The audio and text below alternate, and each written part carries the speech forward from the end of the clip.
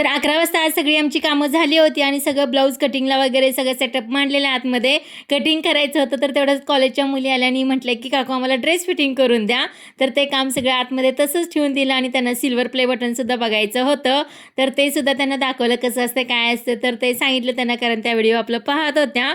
तर 11:45 वाजेपर्यंत सगळं त्यांचं आल्या लगेच सगळे ड्रेस वगैरे फिटिंग करून दिले. तर ब्लाऊज कट करायला बसले तेवढ्यात अर्चनाने तर चकली आणून दिली बघा. आणि दिवाळीच्या वेळची चकली नाही, ही आता मध्येच केलेली चकली आहे, त्यामुळे छान आहे. आणि चकली खाल्ल्याने असं ड्रेसलाच हात पुसून दिला. आता कधी उठायचं म्हणून कंटाळ फार आलेला. तर इथं ब्लाऊज मला कटिंग करायचं होतं. कालच्या व्हिडिओमध्ये सांगितलं होतं बघा, मी ड्रेस वगैरे स्लीव्ज वगैरे लावून दिले आणि एक ब्लाऊज शिवलेला आहे आणि एका ब्लाऊज आणून दिला नव्हता.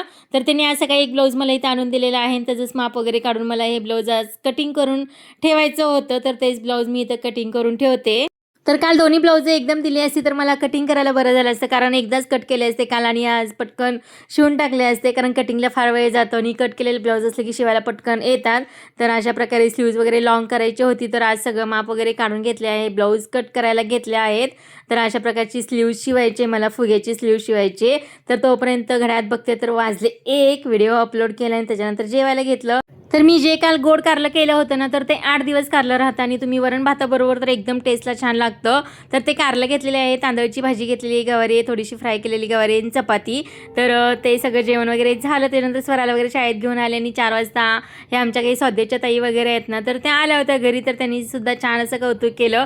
अजून 2 मैत्रिणी वगैरे आल्या होत्या, तर त्यांचा व्हिडिओ नेक्स्ट टाईमला येईल आता, कारण सगळे एकत्र घेतलं की खूप मोठा होतो. तर अशा फुग्याच्या स्लीव्ज मला शिवायच्या होत्या आणि अस्तरचं आहे ना, तर ते पूर्ण मी कटिंग करते आणि फुग्याचे जे काही स्लीव्ज कट करायचे आहेत ना, तर ते आपले साडीतलं ब्लाऊज असतं ना, तर त्याचं मी काठ वेगळे करते आणि वरची उंची वेगळी करून असं हे कट करून घेते स्लीव्जच्या मापाचं, जे काही त्यांनी मेजरमेंट दिलेलं असतं ब्लाऊजचं. तर अशा प्रकारे हे स्लीव्ज कट करून घेते. ज्यांना शिवता येतं तर त्यांना माहिती असेल काय असेल हे, आणि ज्यांना काही शिवता येत नसेल तर म्हणणार हे काय दाखवते. तर असं होतं आहे. तर हे अशा प्रकारे हे स्लीव्ज मी इथं शिवून घेतलेले आहेत. तर जी काही ब्लाऊजची स्लीव्जची उंची आहे ना, तर ती अस्तरवरती कट करायची आणि साडीच्या ब्लाऊजमधले ते कट करायचे आणि प्लेट्स वगैरे पाडून घ्यायच्या, म्हणजे आतमधून धागे वगैरे पण निघत नाहीत. आणि तेच अस्तर ब्लाऊज जे काही आपण ब्लाऊजचं शिवून घेतलेलं असतं ना, तर त्याच्यावरती ठेवायचं आणि उलटं करून ठेवायचं.